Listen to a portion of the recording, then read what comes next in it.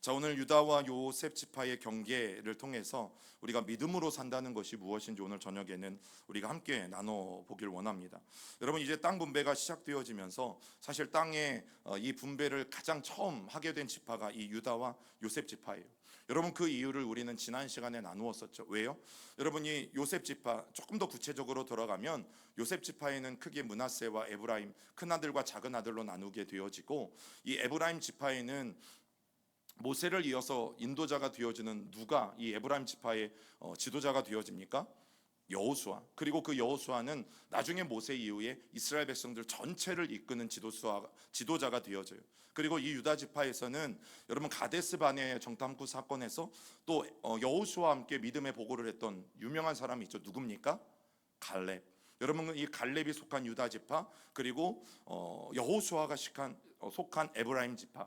여러분, 이 두 지파가 가장 먼저 이 땅 분배의 어떤 우선권이라면 우선권, 물론 제비뽑기를 통해서 지파들의 어떤 성향이나 지파들의 어떤 인구수나 힘에 맞게 여러분 땅이 분배되었어요. 그러나 가장 먼저 유다 지파와 이 요셉 지파 중에서도 에브라임 지파에게 땅 분배를 해가는 이 성경의 모습들을 보면 여러분, 믿음으로 산다는 것이 무엇인지 알게 되어지죠.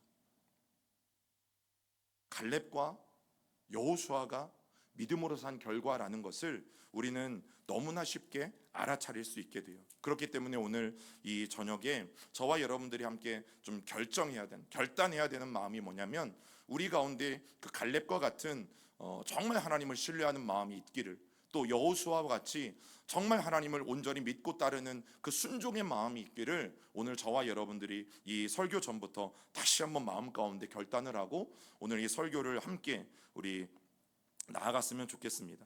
여러분, 유다 지파의 경계가 가장 먼저 정해지게 되어지는데, 위쪽이 북쪽이고 아래쪽이 남쪽이에요. 그래서 이 유다 지파의 북쪽 경계는 이제 예루살렘, 조금 더 쉽게 이야기하면, 정확하게 이야기하면 예루살렘에서도 흰놈 골짜기라는 곳이 있어요. 바로 그 흰놈 골짜기가 가장 북쪽의 경계가 되어져요. 그리고 동쪽으로는 사해, 여매라고도 불리는 저 사해가 경계가 되어져요. 그리고 서쪽으로는 대해라고 써 있고, 저기가 말하는 지중해예요. 지중해, 우리가 흔히 말하는 지중해, 저 지중해가 서쪽의 경계가 되어지고, 또 남쪽으로는 길게 가데스 바네아를 경유하는 여러분 길게 광야와 접하는 바로 그 지역이 이제 유다 지파가 분배를 받은 그런 땅이 되어집니다. 그리고 이 땅의 면적은 다른 어떤 지파들보다도 굉장히 큰 면적을 차지하게 되어져요. 그 이유가 뭐라고 말씀드렸어요?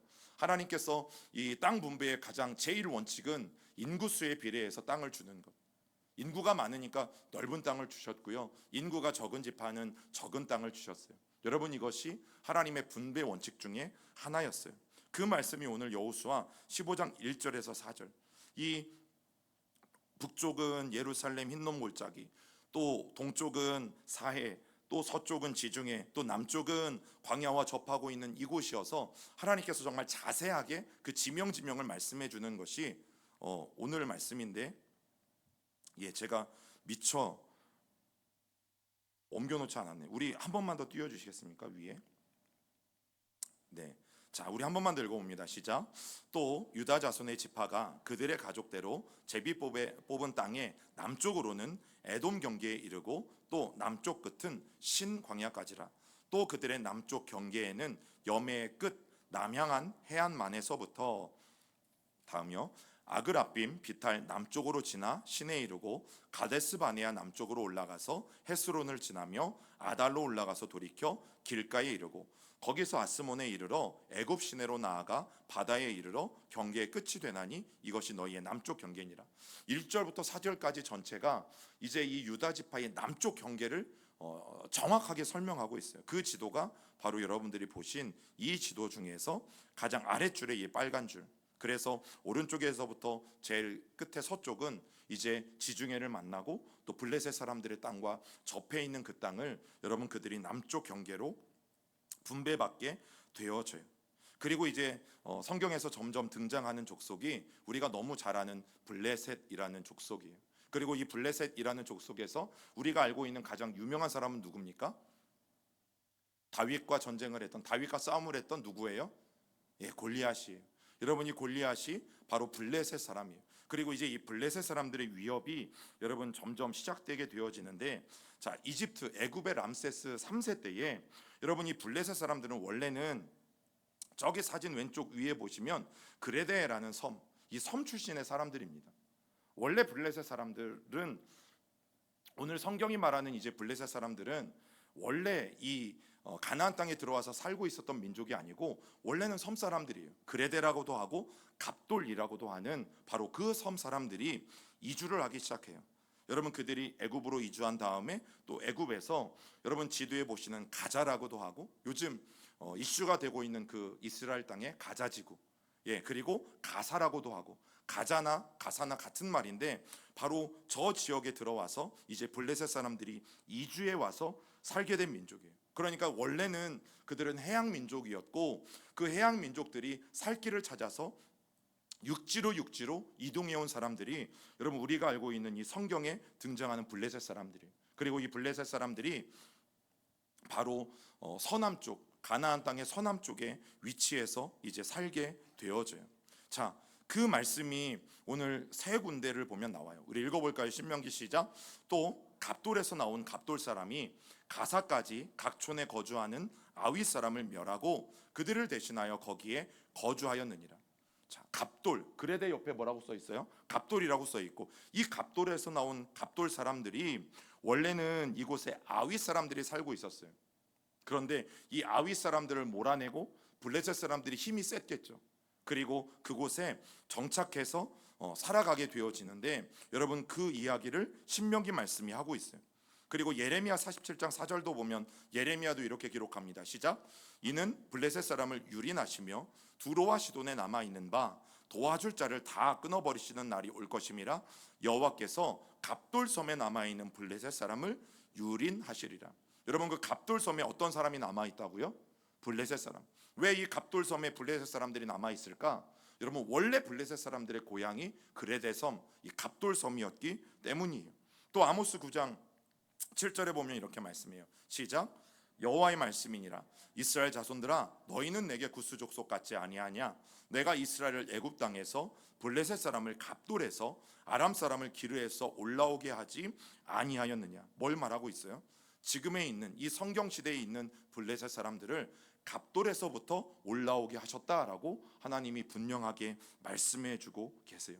여러분 그래서 다윗 시대, 솔로몬 시대에 보면 그렛 족속이라고도 불리고 또 블레셋 족속이라는 그 단어들이 쓰이게 되어지는데, 여러분 종종 이 사람들이 지칭하는 말이 어떤 전쟁을 나갈 때에 그들이 용병을 구성하게 되어져요. 우리 군대로만 부족하고 우리 군대로만 어려워 보여서 용병을 좀 모집하게 되어지는데, 그 용병으로 쓰였던 사람들이 바로 성경에는 블레셋 족속 또는 그렛 족속이라고 언급되어질 때가 있었던 것이죠. 여러분 그래서 이 블레셋 사람들은요, 가장 밑에 저 빨간 줄을 해변길이라고 부른다고 말씀드렸어요. 그리고 중간에 유다 산지를 잇는 길을 족장의 대로라고 말씀을 드렸고, 또 저 염해 끝에서 요단 갈릴리까지 잇는 길을 계곡길이라고 말씀을 드렸고, 또 애굽 땅에서부터 저 북쪽 고대 메소포타미아까지 이끄는 가장 위쪽에 있는 길을 왕의 대로라고 말씀드렸는데, 여러분 이 블레셋 사람들이 가장 차지한 지역 중에서 이 해변길을 따라서 여러분 이들이 땅을 차지하게 되어져요. 그리고 북쪽으로 가면 파란 네모칸 안에 이스르엘 골짜기가 그들의 또 땅이 되어지고, 남쪽으로 가면 네게브까지 점점 정치적으로, 경제적으로, 군사적으로 이 블레셋 사람들이 자기의 세를 확장시켜가는 때가 바로 그때가 되어지는 거죠. 여러분 그런데 이것이 이스라엘 백성들의 12지파가 하나 되어서 공동체 의식을 갖고 또 일체감을 갖고 살아가는 것에 있어서 엄청난 방해가 되어집니다. 여러분 우리는 그것을 이미 사사기를 통해서 배워요. 여러분 이 블레셋 사람들은 이스라엘 12지파가 가나안 땅을 다 차지함에도 불구하고 저 블레셋 평야를 중심으로 이 블레셋 사람들이 사는 땅을 결국 차지하지 못해요. 하나님이 말씀하셨음에도 불구하고 여러분 저 땅을 차지하지 못해요. 그래서 수세기 동안 저 블레셋과의 싸움의 문제로 엄청난 싸움들이 계속 반복되어지죠. 여러분 유대를 오랫동안 괴롭혔던 이 히브리 민족들을 오랫동안 괴롭혔던 이 가나안 민족 중에 하나가 바로 블레셋 사람들이었어요. 그래서 이 블레셋과의 역사를 잘 알았던 로마 제국의 아드리안 황제가요, 이스라엘을 유대를 식민지로 삼으면서 어떤 일이 벌어지냐면 이스라엘 백성들의 역사를 지우고, 즉 유대 민족들의 역사를 지우고, 또 그들에게 굉장히 치욕적인 이름을 남겨주기 위해서 원래는 이스라엘이라는 땅을요, 그때 이름을 뭘로 이 로마의 황제가 바꾸냐면 블레셋으로 바꿔요. 여러분 이 블레셋이라는 것은 옛날 이름이고, 이 블레셋의 현재 이름은 팔레스타인입니다. 지난번에도 말씀을 드린 것처럼 이스라엘과 팔레스타인의 관계는 그런 관계가 있어요. 로마 제국이 이스라엘을 함락할 때 그 이스라엘의 이름을 뭘로 바꿨다고요? 블레셋, 즉 팔레스타인으로 바꾸어 버렸어요. 이 이스라엘에게 모욕과 창피함을 주기 위해서. 그리고 그 싸움이 지금까지 일어나고 있는 거죠. 그래서 지금의 이 가자지구, 가사라고도 하고 가자라고도 하는 이 가자지구에 살고 있는 팔레스타인 사람들의 조상이 바로 블레셋입니다. 그러면 우리는 잘 모르겠지만 왜 가자지구 사람들과 왜 팔레스타인 사람들과 이스라엘 사람들이 여전히 싸우고 있는지 우리는 이제 그림이 그려져요. 여러분 그래서 지금도 싸우고 있는 거예요. 지금도 중간에 끼어든 이 로마라는 나라 때문에 여러분 이름이 한번 바뀌어진 계기가 있었잖아요. 그로 말미암아 그 땅 사람들은 아니다, 이 땅은 이미 중간에 이름이 한번 바뀌었다, 주인이 바뀌었다, 블레셋으로 이름이 바뀌었다, 팔레스타인으로 이름이 바뀌었다. 여러분 이스라엘 사람들은 무슨 소리냐, 이 땅은 우리가 예전 성경 시대부터 수천 년 전부터 우리 민족들이 살아온 땅이다.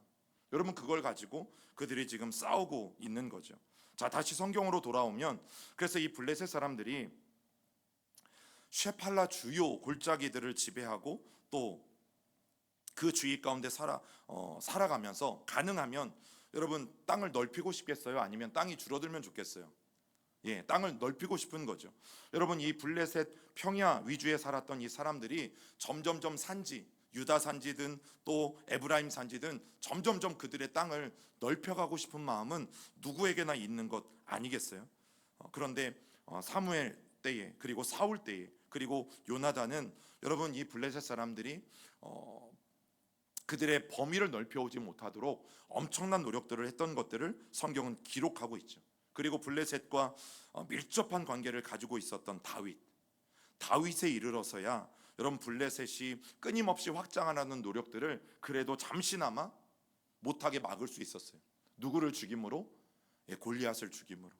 여러분 그러나 다윗과 솔로몬이 죽은 다음에는 이 쉐팔라라는 곳은요 어떻게 되어지냐면 끊임없이 블레셋과 이스라엘 백성들이 힘겨루기를 하는 그런 장소가 되어져요. 그래서 늘 뺏고 빼앗기는 일들이 계속 저 지역 가운데 일어난다라는 사실이에요.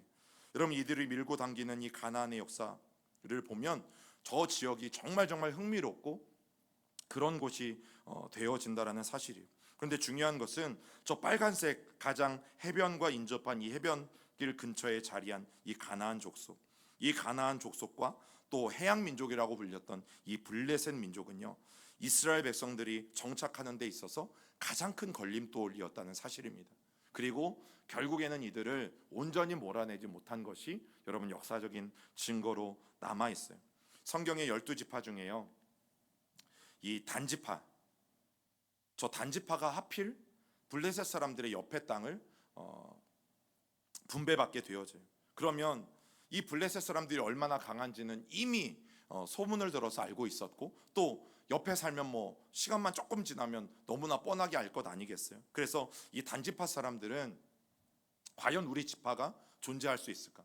저 블레셋 사람들이 쳐들어온다면 과연 우리 지파는 이 지파의 명맥을 계속해서 유지할 수 있을까? 여러분 늘 이런 고민들을 할 수밖에 없었던 거죠.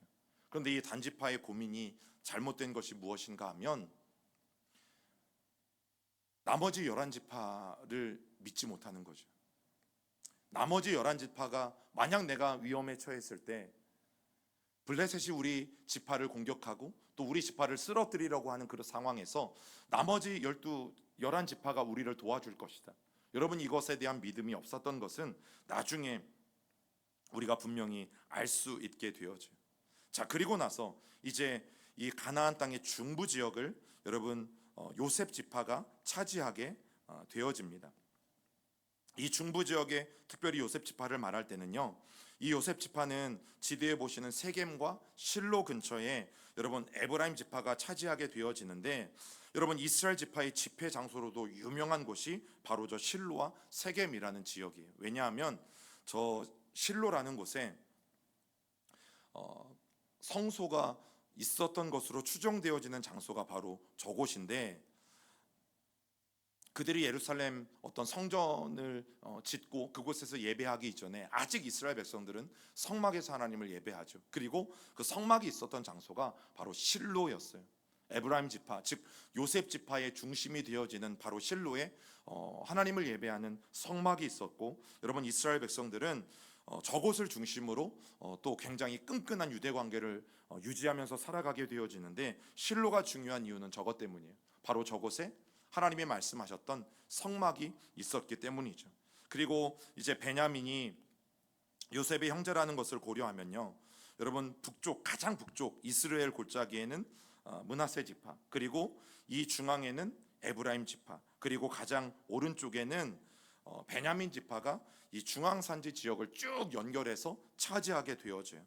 여러분 요셉과 베냐민은 같은 어머니 라헬의 배에서 나온 형제들이기 때문이에요. 그래서 이 요셉 지파와 이 베냐민 지파의 연대가 쭉 중앙산지를 거쳐서 중요한 부분들을 차지하게 되어진다라는 사실입니다. 그래서 이 지도를 보시면 여러분 이 중앙산지가 요셉의 두 아들인 에브라임과 므낫세 족속에게 분배되었다는 사실을 우리는 다시 한번 분명히 알 수 있어요. 그리고 저 산지를 차지하는 것은 너무너무 중요합니다. 왜냐하면 동서로 그리고 남북으로 중요한 길들, 저 네모칸 사이로 족장의 대로가 지나가고, 또 여리고에서 저기 서쪽까지 동서로 있는 동서대로가 지나가는 중심지가 바로 이 요셉 지파가 차지한 땅이 되어지기 때문이에요. 우리가 조금 더 자세히 이 요셉 지파의 땅들을 함께 보면, 여러분 요셉 지파의 남쪽은 에브라임에게 분배가 됩니다. 그리고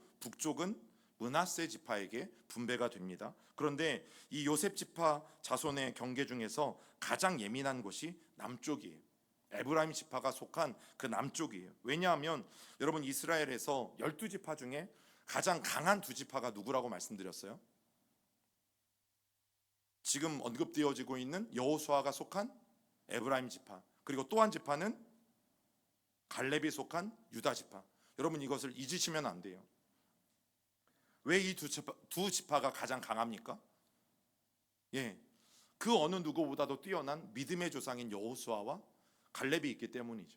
여러분 그들의 믿음은 50년 전부터 계속해서 흘러내려온 믿음이에요.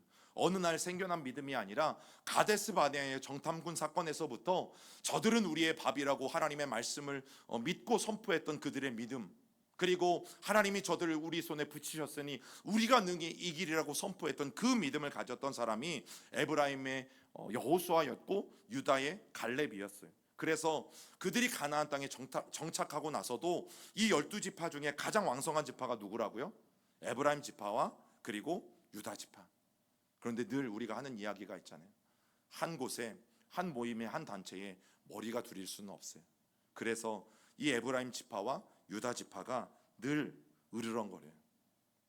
유다 지파는 에브라임을 견제하고 에브라임은 유다 지파를 견제하고, 여러분 그래서 그 중간에 포낀 지파가 누구라고 말씀드렸어요? 베냐민 지파. 이 베냐민 지파가 중간에 서서 완충 역할을 해요. 마치 엄마처럼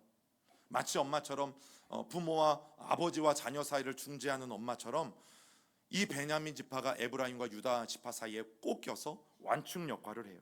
여러분 그렇기 때문에 모든 지파가 이 베냐민 지파를 굉장히 주목했고 중요하게 여겼어요. 왜요?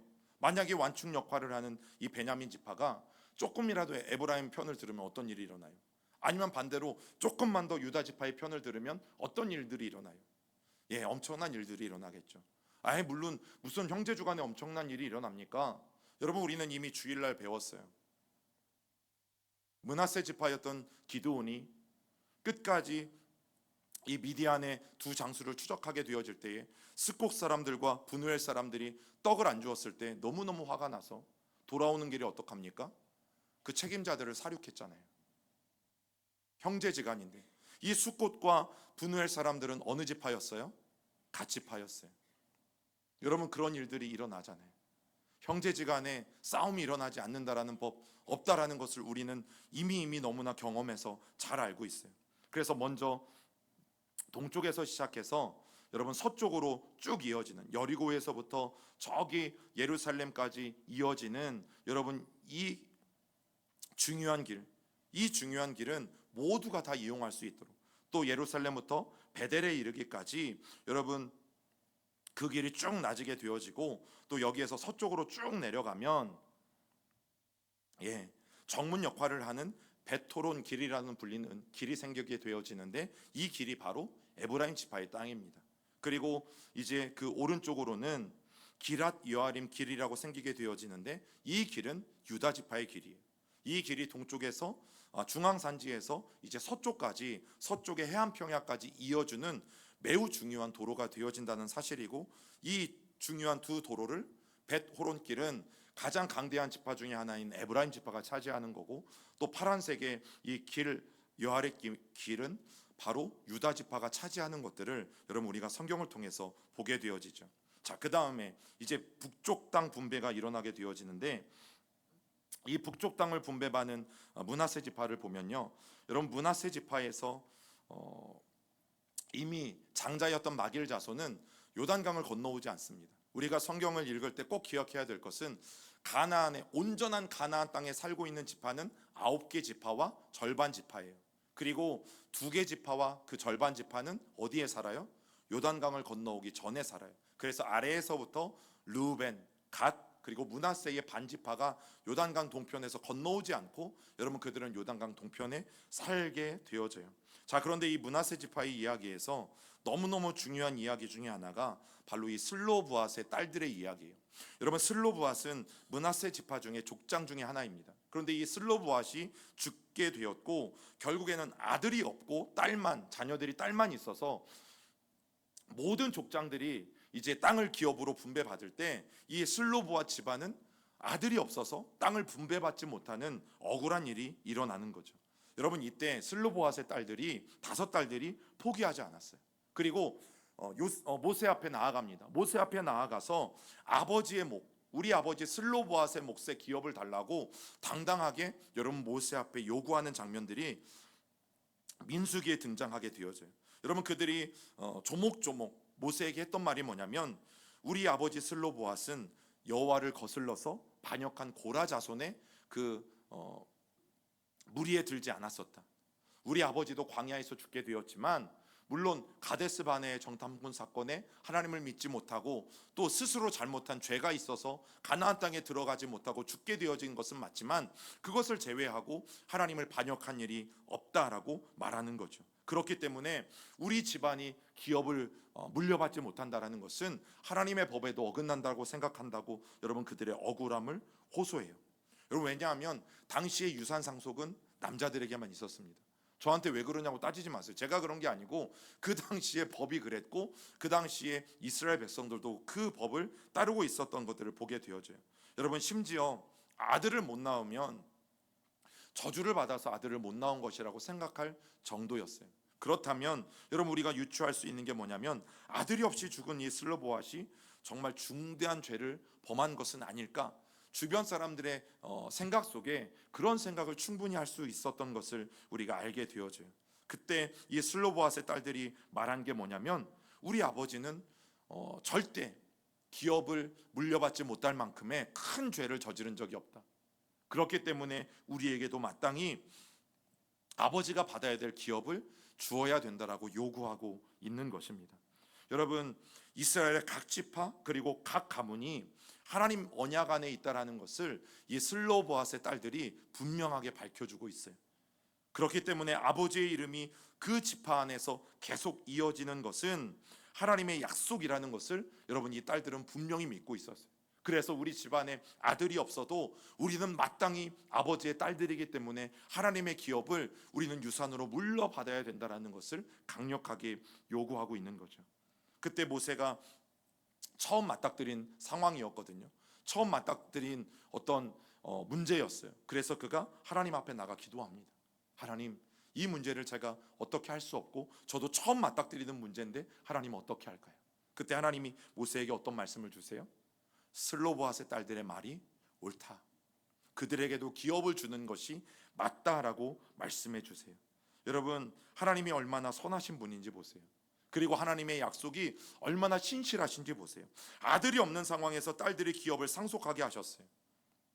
아버지의 이름을 이 딸들로 하여금 잊게 해주셨어요. 여러분, 이것은 그 당시로 보면 굉장히 파격적인 법입니다. 단 한 번도 있을 수 없었던 일이에요. 그런데 하나님이 이 딸들의 이야기를 들으시고 그 딸들의 이야기가 100번 옳다고 말씀해 주셨어요. 여러분, 오늘도 하나님이 우리의 삶 가운데 어떻게 일하시는지 보세요. 물론 우리가 대대로 믿음이 이어지고 그 믿음이 정말 성실하게 이어지는 가정들은 당연히 복을 받죠. 그러나 오늘 이 슬로보앗의 딸들 같이 당시의 관리에 어긋나고 당시의 관습에 어긋나고 당시의 전통에 어긋난다 할지라도 여러분, 하나님은 이 딸들도 기억하세요. 하나님은 어떤 특정한 가문, 어떤 특별한 사람, 그런 사람들만 기억하시는 것이 아니라 하나님의 약속을 붙잡고 신실하게 하나님 앞에 간구하는 사람들을 하나님은 오늘도 기억하시죠. 여러분, 우리를 향한 하나님의 약속은 그래서 어떤 상황에서도 바뀌지 않아요. 그 이야기가 여호수아 17장 2절부터 3절에 있어요. 우리 읽어봅니다. 시작. 므낫세의 남은 자손을 위하여 그들의 가족대로 제비를 뽑았는데 그들은 곧 아비에셀의 자손과 헬렉의 자손과 아스리엘의 자손과 세겜의 자손과 헤벨의 자손과 스미다의 자손이니 그들의 가족대로 요셉의 아들 므낫세의 남자 자손들이며 헤벨의 아들 길르앗의 손자 마길의 증손 므낫세의 현손 슬로보앗은 아들이 없고 딸뿐이요 그 딸들의 이름은 말라와 노아와 호글라와 밀가와 다르사라. 여러분, 이미 민수기 27장에서 있었던 일이에요. 즉 이스라엘 백성들이 또 이 슬로보앗의 딸들이 가나안 땅에 들어오기 전에 있었던 일이에요. 그런데 이 여호수아 17장은 그러면 언제 이야기예요? 가나안 땅에 들어왔을 때 이야기죠. 그리고 정확하게 뭐라고 적혀져 있어요? 슬로보앗은 아들이 없고 딸뿐인데 그 딸들의 이름은 말라, 노아, 호글라, 밀가, 디르사라. 이 말씀은 뭐예요? 하나님은 그때 했던 약속을 여러분 지켜주고 계신 거죠. 이 여인들은요 사라지지 않았어요. 하나님이 므낫세의 이 슬로보앗의 딸들에게도 기업을 주라고 말씀하셨고 여러분, 그 말씀 그대로 여호수아와 이스라엘 백성들은 그들에게도 기업을 주었고 그들이 가나안 땅에 들어왔을 때 이 딸들의 이름이 고스란히 남아있는 것을 보고 우리가 무엇을 알 수 있어요? 여러분, 하나님이 말씀만 하시는 분이 아니라는 거죠. 하나님이 신실하게 그 말씀대로 슬로보앗의 딸들에게 여러분 기업을 허락하신 것을 우리는 볼 수 있어요. 하나님은 그래서 신실하신 거예요. 어제도 오늘도 영원토록. 여러분, 하나님은 누구든 가리지 않아요. 하나님은 언제나 우리를 공평하게 대하시죠. 그리고 하나님은 마땅히 하나님의 자녀들에게 복 주기를 기뻐하시는 분이세요. 여러분, 이 딸들에게 하나님은 똑같이 땅을 기업으로 분배해 주셨어요. 어쩌면 당시의 약자들, 아버지도 죽고 이제 여인들만 그 가정을 꾸려가야 되는 너무나 힘들고 어려운 상황에서 하나님이 이 가정을 지켜주신 거죠. 언제까지? 요단강을 건너고 여러분, 전쟁을 하는 동안에도 살아남았다는 얘기잖아요. 아닌가요? 여러분, 요단강을 건너는 게 쉬운 일이 아니었죠. 7년 동안 이스라엘 땅을 정복하는 전쟁을 하는 것들이 쉬운 일이 아니었죠. 그런데 그 과정에서 이 딸들의 이름이 여전히 남았다는 것이 무슨 뜻이라고요? 하나님이 여전히 이 딸들을 지켜주시고 보호하셨다는 뜻이잖아요. 만약에 이 딸들이 다 죽고 없어졌으면 이 이야기도 성경에 절대 남아있을 수 없는 이야기예요. 하나님은 오늘 나를 기억하세요. 내가 아무리 연약하고 부족하고 나 가진 것 없어도 그게 하나님 앞에 무슨 상관이에요? 내가 하나님의 자녀라면 하나님은 오늘 나를 기억하세요. 여러분, 우리가 그 사실을 분명히 믿을 수 있는 밤이 되기를 간절히 소망합니다. 여러분, 그런 므낫세 지파의 남쪽 경계가 바로 세겜이에요. 여러분 세겜은 므낫세 지파의 소유이기도 했고, 그런데 이 세겜의 바로 앞에는 에브라임 산지라고 글씨가 써여져 있어요. 그러니까 또 그 들판의 남쪽 일부는 에브라임 지파에게 주어졌어요. 여러분 성경에 이렇게 좀 겹치는 한쪽 지파와 두 지파가 교집합으로 쓰는 그런 땅들이 종종 존재하는 것들을 보게 되어져요. 그리고 이름은 주어졌는데 사실 블레셋 땅들과 같이 너무 강해서 정복하지 못한 땅들이 여러분 있습니다. 그런 이유 때문에 이 땅을 분배받은 요셉 지파, 즉 므낫세와 에브라임 지파가 여호수아에게 불평을 하기 시작합니다. 자, 어떤 불평입니까? 읽어봅니다. 요셉 자손이 여호수아에게 말하여 이르되 여호와께서 지금까지 내게 복을 주심으로 내가 큰 민족이 되었거늘 당신이 나의 기업을 위하여 한 제비 한 분깃으로만 내게 주심은 어찌 함이니까 하니. 여러분 그런데 그거 아십니까? 땅을 분배한 것에 대해서 불평한 지파는 얘네들 뿐이에요. 여러분 요셉 지파만 땅이 좁다고 불평하기 시작했어요. 거기에 보세요. 내가 큰 민족이 되었거늘. 무슨 뜻이에요? 우리는 인원수도 많고 우리는 힘도 강하다. 우리가 그렇게 큰 민족이 되었는데 우리에게 준 땅은 너무나 우리가 생각하기에 적다라는 거죠. 여러분 두 지파를 합치면, 즉 므낫세와 이 에브라임 지파를 합치면 인구가 가장 많은 게 너무 많아요. 그래서 그들은 생각한 거예요. 아, 우리의 땅은 너무나 좁은 땅을 분배받았다. 여러분 겉으로 보면 그들의 말은 옳아요. 두 지파를 합친 인구수는 12지파 중에 가장 많은 수를 차지했기 때문이죠. 그런데 여러분 보세요. 이미 이 므낫세 중에 절반은 땅을 미리 분배받았어요, 안 받았어요? 내 땅이 아니라 모르겠어요? 받았잖아요. 어디에서 받았어요? 요단강을 건너오기 전에 이미 므낫세 중에 절반이 그 요단강 동편 땅을 차지했잖아요. 여러분 그러고 보면 이들의 이야기는 잘못됐어요. 여러분 지도를 보면요, 이 므낫세 지파의 땅은 훨씬 더 모든 지파의 땅보다 유다 지파가 가장 넓다고 말씀드렸잖아요. 유다 지파보다도 훨씬 더 넓은 땅을 이 므낫세 지파가 차지해요. 그러니까 이들의 말은 잘못됐다라는 것을 우리는 알 수 있고, 이미 하나님은 공평하게 분배해 주셨어요. 어떻게요? 공평하게. 여러분 우리의 신앙을 보면 하나님께 감사하지 않고 불평불만이 많은 사람들이 있어요. 누군가 하면요, 안 받은 사람들이 아니에요. 내가 받은 것에 만족하지 못하는 사람들이죠. 여러분 저도 이제 남동생과 둘이, 3살 터울의 남동생과 둘이 이렇게 자라왔지만 늘 엄마가 사과를 반 쪼개서 주면 왜 늘 상대방께 큰 거죠? 뭐 잘 사는 시대여서 하나씩을 다 주면 좋겠지만 왜 꼭 빵을 반 잘라주면 왜 꼭 동생께 큰 겁니까? 그래서 형의 힘으로 바꿔요. 바꾸면 또 어떤 일이 일어나요? 또 신기하게 동생이 가지고 있는 게 큰 거죠. 여러분 왜 그런 일들이 일어날까요? 그게 만족하지 못하기 때문이죠. 이미 받은 은혜를 우리가 깨닫지 못하고 더 받기만 바라면 여러분 우리도 신앙생활을 하면서 불평을 할 수밖에 없다라는 사실이에요. 하나님은 항상 내 능력과 처지에 비해서 과분한 것을 주시는 분이세요. 여러분 저는 그렇게 분명히 믿어요. 그게 성경에 등장하는 하나님이세요. 근데 그건 깨닫지 못하고요, 항상 내 거는 저 옆에 있는 사람 것보다 늘 적게 주었다고 생각해요.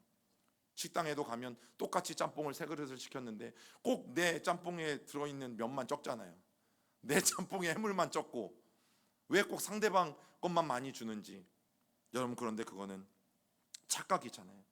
나는 더 받을 자격이 있는데 왜 저 사람은 나보다 더 높이 빨리 올라가는 것 같지? 왜 저 사람이 먼저 저렇게 출세하는 것 같지? 왜 저 사람이 먼저 더 잘 되는 것 같지? 여러분 그렇게 푸념만 하고 있다면 그게 얼마나 안타까운 일인지. 사실 내가 받은 것도 너무너무 큰 건데, 하나님은 이미 내 능력 이상의 것을 나에게 은혜로 주셨는데, 하나님은 이미 내가 받을 만한 그 축복 이상의 것을 이미 나에게 주셨는데, 여러분 자꾸만 남의 거 보면 더 커지게 느껴지는 것. 여러분 지금까지 나에게 주신 은혜, 나에게 족한 줄 여러분 믿으시기 바랍니다. 또 여러분들에게 주어진 은혜, 여러분 하나님이 족하게 주셨어요. 어떻게 해요? 족하게, 충분하고도 넘치게 여러분 각자에게 주셨어요. 그것이 우리 하나님의 진짜 사랑이고 모습이에요. 여러분 그 사실을 내 마음 가운데 인정할 줄 알아야 그때에 평안이 오고 그때에 즐거움과 기쁨이 몰려온다라는 사실이에요. 여러분 자신들은 큰 민족인데 주어진 땅이 너무 적다라고 불평하는 이 이스라엘 백성들에게 여호수아가 따끔하게 이야기합니다. 읽어봅니다. 여호수아가 그들에게 이르되 내가 큰 민족이 되므로 에브라임 산지가 내게 너무 좁을진데 브리스 족속과 르바임 족속의 땅 삼림에 올라가서 스스로 개척하라 하니라. 여러분 여호수아가 단호하게 이야기하는 게 뭡니까? 야, 큰 민족? 그래, 니들 말 잘했다. 니들 인구수도 많고 큰 민족, 너희들 힘도 남다르게 강한데 그럼 그 힘 두고 뭐하냐? 그 힘들 가지고 가서 스스로 개척하라. 여러분 스스로라는 말에 좀 집중해서 보세요. 여러분 이스라엘 백성들의 이 가나안 땅 정복 전쟁은요, 여리고를 점령하든 아이성을 점령하든 중부 지역을 점령하든 남부 지역을 점령하든 어떤 방법을 썼어요? 아이성을 정복할 때도 모든 12지파가 같이 가서 싸웠죠. 예, 모든 지역이 가나안 땅 7년 전쟁 동안 여러분 어떤 지역을 정복하든 12지파가 같이 가서 싸웠어요. 그래서 이 여호수아에서 가장 강조하고 있는 것 중에 하나가 공동체 의식이에요. 유대 관계. 싸움 하나를 싸워도 이 12지파가 한 마음이 되어서 함께 싸웠다니까요. 그러면 오늘 여호수아가 그들에게 호통치고 있는 게 뭐예요? 너희들이 지금 분배받은 그 땅 너희들 혼자 힘으로 차지한 거 아니잖아.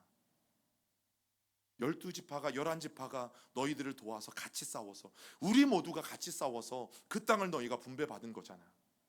그런데 왜 그 은혜도 몰라? 왜 너 혼자 했다고 생각해? 왜 너 혼자 다 해서 그 땅을 차지했다고 생각해? 너희들이 그렇게 그 땅이 좁다고 생각하면 이제 어떻게 하라는 거예요? 이제 너희 지파가 나머지는 스스로 차지해. 너희들이 원하는 만큼 르비딤 족속을 몰아내고 브리스 족속을 몰아내고 그 산지에 있는 원주민들 몰아내서 이제는 너희들 스스로 차지해. 이 은혜도 모르는 지파들아. 여러분 그 이야기를 하고 있는 거예요. 여호수아는 누구예요? 자기가 자기 지파 사람들에게 하는 얘기입니다. 다른 지파가 불평하는 것도 아니고요. 여호수아가 속한 지파가 리더인 여호수아에게 불평하는 거예요. 여러분 여호수아는 단호하게 이야기했어요. 좁다면 네가 스스로 가나안 족속들의 산지에 올라가서 그들을 몰아내고 그들을 차지해라. 너희들은 너무나 고마운 마음이 없다. 그것에 대해서 감사한 마음이 없다. 형제들이 함께 싸워준 것에 대해서 정말 고맙고 기뻐하는 마음이 없다. 그리고 하나님이 도우신 것에 대해서 그 은혜에 대해서 너희들은 너무너무 모른다. 여러분 오늘도 저는 똑같다라고 생각을 해요. 우리가 낮은 곳에 머물면서 좁다고 불평만 할 것이 아니라 눈을 들어서 높은 그 산림지대를 바라보고 그곳에 올라가서 그 땅을 차지하라고 오늘 여호수아는 말하고 있는 거예요. 여러분 우리가 오늘 분명히 깨달아야 될 게 뭡니까? 자, 올라가지도 않고 즉 어떤 도전도 하지 않고 불평만 하고 있는 거예요. 현실에 안주하면서 자기들 스스로 무언가를 하려고 하지 않는 거죠. 여러분 이 모습들이 우리가 신앙생활을 하면서 우리 가운데도 있다라는 사실이. 여러분 오늘 여호수아가 개척하라고 말하잖아요. 그 말의 의미가 이거예요. 창조하다, 나무를 자르다. 살림이니까 너희들이 직접 가서 창조의 원래 의미는 뭡니까? 없는 것에서 있게 만드는 거잖아요. 무에서 유를 만드는 게 창조잖아요. 나무를 자르래요. 즉 어떤 뜻이에요? 나무를 베고 숲을 개간함으로써 창조적인 영역을 너희가 적극적으로 만들어가라. 여러분 이게 신앙생활이에요. 이게 신앙생활. 만약에 뭔가 부족하다고 생각하시거든, 만약에 뭔가 필요하다고 생각하시거든, 여러분 창조적으로 그 영역들을 적극적으로 개척해 나가라고 성경은 우리에게 권면합니다. 여러분 이게 그리스도인의 자세여야 돼요. 내가 좁다고 생각하시면 이 영역을 넓혀갈 수 있도록 노력해야지. 여러분 자꾸 그 안에서 우리들끼리 몰아내고 우리들끼리 싸우고 다른 사람의 땅을 차지한들 그게 무슨 상관이에요? 그게 무슨 믿음의 싸움이에요? 그거는 굉장히 이기적이고 그거는 굉장히 욕심만 가득한 싸움인 거죠. 여러분 그리고 나서 어떤 일이 벌어지냐면 자, 이 실로라는 곳, 성막이 있는 실로라는 곳에 이제 나머지 7지파가 모이게 되어져요. 여러분 이 실로는 성소가 있었기 때문에 중요한 곳이었다라고 말씀을 드렸는데 늘 이스라엘 백성들은 그들이 광야 생활을 할 때도 성막 중심이었고, 또 그들이 예루살렘 성전이 지어진 다음에도 늘 성전 중심으로 살았던 것들을 분명하게 우리가 보게 되어지는데, 여러분 이곳에, 즉 성소가 있는 곳에, 성막이 있는 곳에 땅을 분배받지 못한 7지파가 모이게 되어져요. 그런데 정확히 말하면 여러분 분배는 이미 끝났다고 말씀드렸어요. 이미 제비를 뽑아서 유다 지파부터 또 요셉 지파, 그리고 나머지 지파들에게 너는 여기 땅, 너는 남쪽 땅, 너는 갈릴리 밑에 북쪽 땅, 이미 땅 분배는 끝났어요. 그럼에도 불구하고 땅을 분배받지 못한 7지파의 의미가 뭐냐면 아직 전쟁하지 않아도 땅을 차지하지 못한 7지파를 말하는 거예요. 여러분들, 그런데 그 7지파를 향해서 여호수아가 이렇게 호통을 칩니다. 시작. 여호수아가 이스라엘 자손에게 이르되 너희가 너희 조상의 하나님 여호와께서 너희에게 주신 땅을 점령하러 가기를 어느 때까지 지체하겠느냐. 여러분, 하나님이 그 땅을 우리에게 주셨으면, 나에게 주셨으면 누구를 중심으로 이 땅을 정복하는 전쟁에 나가야 돼요? 단지파에게 주셨으면 단지파를 중심으로 나가야 하고, 유다지파에게 주셨으면 유다지파를 중심으로 함께 그들이 하나가 되어서 나가야 하고, 그런데 정작 자기들에게 주신 땅인데 그 땅을 분배받은 지파가 머뭇머뭇거리고 있는 거죠. 분명히 나에게 주신 건데 다른 사람들이 좀 해주기를 바래. 나는 움직이지 않아. 여러분, 그런 신앙의 모습들을 이 7지파들이 가지고 있었던 것들을 보게 되어져요. 여러분, 잠언 말씀에 보면 이런 말씀이 있죠. 시작. 게으른 자는 그 잡을 것도 사냥하지 아니하나니 사람의 부귀는 부지런한 것이니라. 여러분, 사람이 함부로 부귀해지지 않는데, 부자가 되고 귀해지지 않는데, 게으른 사람은 잡을 것이 눈앞에 있는데도 사냥하지 않는다라고 성경은 말하고 있어요. 여러분, 그들이 자기 기업을 받았으면서도 그것을 방치해 둔 거예요. 믿음으로 반응하고 영적인 전쟁을 싸워야 됐음에도 불구하고 여러분 그것들을 하지 않는 거죠. 여러분, 하나님은 선물로 이미 주셨어요. 그런데 그것을 가져와야 되는데 그것을 차지하지 않는 이스라엘 백성들의 7지파의 모습들을 보게 되어지는 거예요. 그래서 하나님은 너희가 어느 때까지 지체하겠느냐, 야 어느 때까지 떠먹여주기만을 바라느냐라고 굉장히 단호하게 호통을 치세요. 그런데 하나님은 호통만 치신 게 아니에요. 읽어볼까요? 너희는 각 지파에 3사람씩 선정하라. 내가 그들을 보내리니 그들은 일어나서 그 땅에 두루 다니며 그들의 기업에 따라 그 땅을 그려가지고 내게로 돌아올 것이라. 7지파 사람들을 소집했어요. 그리고 한 지파에 3사람씩. 그러면 7지파니까 총 몇 명이에요? 21명이에요. 이 21명으로 하여금 그들이 분배받은 땅을 정탐하게 만든 겁니다. 이번에는 각 지파에 한 명씩만 보내지 않고, 50년 전처럼 한 명씩만 보내지 않고 한 지파에 3명이 한 팀이 되어서 각자 분배받은 땅을 탐사하기 시작했어요. 그 땅에 어디가 농작물이 자라기 좋은지, 어디가 목축하기 좋은지, 샘이 몇 개나 있는지, 어떤 지형으로 되어 있는지 세세하게 여러분 이들로 하여금 보고 돌아오게 만들었던 거죠. 왜 그렇게 했을까? 제발 그 땅을 좀 보고 오라는 거예요. 제발 그 땅을 보고 와서 너희가 정말 이제는 믿음을 가지고 일어나라는 거죠. 여러분, 이제 예전에 요즘도 그렇게 많이 하긴 하는 것 같은데, 이제 어떤 특정한 A 대학에 가고 싶은 이렇게 이제 고3 수험생들이 학교 탐방을 가는 경우들이 종종 있죠.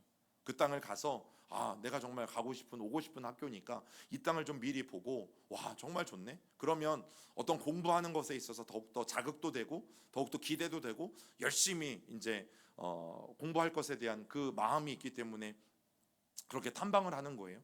똑같은 거예요. 그냥 분배받고 전쟁을 하는 것보다는 직접 그들의 눈으로 보고 그 땅이 얼마나 귀하고 그 땅이 얼마나 살기에 좋고 또 하나님이 허락하신 땅인지 직접 이들로 하여금 보고 오게 해서 그들로 전쟁에 나가 그 땅을 차지하게 하려고 여러분 여호수아는 이런 해결책을 제시하고 있다라는 사실이에요. 여러분, 우리가 문제를 만날 때 종종 그러는 경우가 있어요. 뭐 어떻게 되든 되겠지? 시간이 지나면 해결해 주겠지? 여러분, 그런 문제들은 별로 많지는 않아요. 문제를 보면 원인을 지적하고 찾아내는 것 중요해요. 왜냐하면 원인을 알아야 해결책을 알 것 아니겠어요? 그런데 그것보다 더 중요한 건 뭐예요? 해결책을 모색하는 거죠. 어떻게든 문제의 원인을 알아냈다면 그럼 어떻게 그 원인을 극복할 수 있을까? 여러분, 그것에 대해서 시간과 노력을 투자해야 되는 것. 그러나 가장 중요한 건 뭘까요? 기도하면서 여러분, 이 과정에서 정말 필요한 게 뭐냐면 하나님 앞에 우리가 집중하는 거예요. 그리고 하나님께 우리의 초점을 잃지 않는 거예요. 자, 과연 이 문제 해결 방법이 내 뜻인가? 하나님의 뜻인가? 그리고 내가 그래, 이 방법을 좀 가지고 이 문제를 해결해 보겠다라고 생각했을 때 그것이 하나님의 큰 뜻과 부합되는가? 그리고 그것이 우리 공동체 구성원들에게도 모두에게도 유익이 되는 일들인가? 그리고 이 일들을 통해서 우리가 반드시 새롭게 한 단계 더 도약할 수 있는가? 여러분, 이것들을 위해서 끊임없이 기도하고 노력해야 될 필요가 있는 거죠. 여러분, 인간적인 방법은 반드시 실패합니다. 목회도 마찬가지고 우리의 신앙도 마찬가지고 가정도 마찬가지고 여러분들의 직장이나 사업도 마찬가지고 결국 내 뜻으로 나가면 반드시 실패합니다. 그래서 하나님의 뜻에 맞는지 아무리 기가 막힌 생각이고 아무리 뛰어난 방법이라 할지라도 우리가 기도해야 될 이유가 여기 있는 거예요. 하나님 앞에 기도하면 반드시 하나님은 우리에게 길을 보여주시고 길을 내시는 분이다라는 사실이죠. 여러분, 그렇게 요단 동편에서 이미 르우벤, 갓, 므낫세의 절반 지파가 땅을 분배받아요. 그리고 지난주에 우리가 말씀을 나눈 것처럼 이제 서쪽 가나안에 들어와서 가장 먼저 유다 지파와 요셉 지파에게 이 요단 가나안 땅을 차지하는 우선권들을 주게 되어져요. 그 이유가 뭐라고 말씀드렸어요? 바로 그들에게는 위대한 신앙의 조상이 있었다. 에브라임 지파에게는 여호수아라는 사람, 유다 지파에게는 갈렙이라는 사람.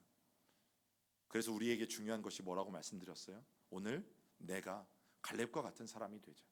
내가 갈렙과 같이 하나님 그때에 약속하셨던 그 땅, 그 산지, 내가 지금도 전쟁에 나갈 만하고 내가 지금도 힘이 있으니 나에게 그 땅을 주십시오.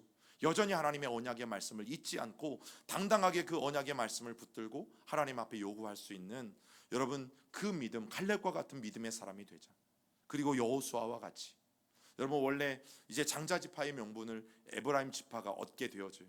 그런데 여호수아는 자기가 리더잖아요. 자기가 전체 리더잖아요.